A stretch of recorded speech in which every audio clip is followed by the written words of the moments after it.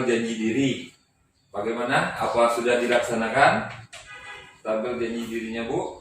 Kalau sudah, apa kira-kira tantangan untuk menjalankan tabel janji dirinya yang sudah ditulis kemarin, Bu? Yang susah itu, Pak, itu untuk ayahnya yang di rumah, Pak. Kadang lehe kalau bahasa kami itu, Pak. Lehe. Jadi ayahnya tuh kurang memberikan Belajar mengenai tentang kita dukungan ayah dan ibu untuk memberi stimulasi pada janin. Nah, tujuan kita pada hari ini bagaimana kita bisa mengetahui apa itu yang namanya stimulasi kepada janin. Nanti kita akan mencoba mempraktekkan stimulasi pada janin ini. Bentuk-bentuk stimulasi pada janin. Ibu-ibu, saya ingin sholawat sedikit, Bu, ya. Salatullah salamullah. Nah, ibu-ibu, ini pernah gimana perasaan mendengar sholawat seperti itu? Senang ya, ada kegembiraan ya. Kalau ada kegembiraan, kita pernah nggak memberikan atau mendengarkan baik itu lagu, baik itu lagu-lagu atau baik suara-suara yang menyenangkan tadi, yang menenangkan hati kita kepada janin yang di dalam kandungan kita, pujian-pujian atau ucapan-ucapan yang positif ini untuk janin kita. Ini adalah salah satu bentuk dari stimulasi kepada janin. Oke, sekarang kita bagi menjadi dua kelompok. Nah, sekarang ibu-ibu diskusi tentang bentuk-bentuk stimulasi apa yang bisa dilakukan ayah dan ibu kepada janin dalam kandungan.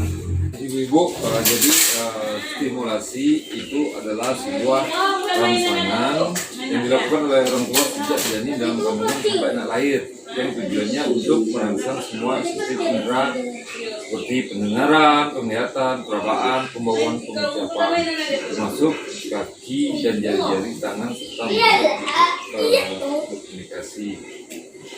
Nah, mengapa stimulasi penting bagi janin? Ini untuk membantu proses perkembangan otak anak. Ya, semakin dini, semakin rutin anak diberikan stimulasi, maka jaringan otak akan berkembang mencapai 80% pada usia 3 tahun. Oleh karena itu, stimulasi hendaknya diberikan secara rutin selama kehamilan agar anak yang lahir dapat sehat, cerdas, dan tidak stunting. Nah, untuk prinsip-prinsip dan pemberian stimulasi pada janin itu pertama adalah ibu hamil harus mampu menjaga kondisi emosional, jangan sedih, kesal, marah, dan lain-lain. Yang kedua itu dilandasi rasa cinta dan kasih sayang. Rasa cinta kasih sayang akan menunjukkan perasaan tenang dan bahagia.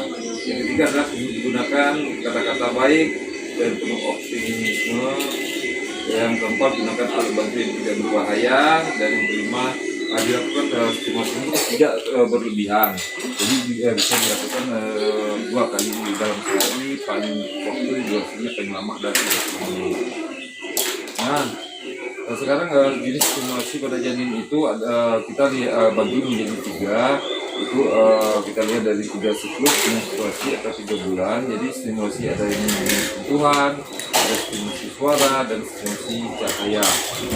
Stimulasi untuk semester pertama ini adalah dinyatakan hamil, maka ibu-ibu selalu makan makanan bergizi untuk kembang janin yang ada dalam kandungan. Terus stimulasi yang bisa kita lakukan adalah stimulasi yang sentuhan. Ini untuk mempengaruhi atau mendukung perkembangan otak, daya tubuh, dan perkembangan janin sejak dalam kandungan.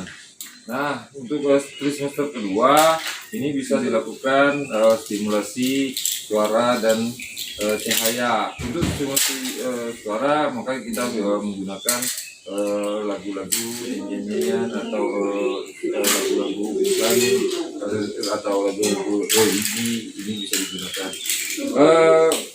Simulasi cahaya ini dilakukan untuk menggunakan alat bantu itu senter atau bisa juga menggunakan cahaya matahari. Jadi jangan menggunakan senter dari HP karena HP itu berpengaruh karena HP itu mempunyai data. Nah dari sini ada pertanyaan Bu. Oke, jadi untuk selanjutnya nanti kita akan lanjutkan bagaimana pemberian atau praktik stimulasi kejadian ini. Untuk pertama ini mohon maaf bila nanti ada kekurangan dan juga untuk selanjutnya. Terima kasih. Wassalamualaikum warahmatullahi wabarakatuh.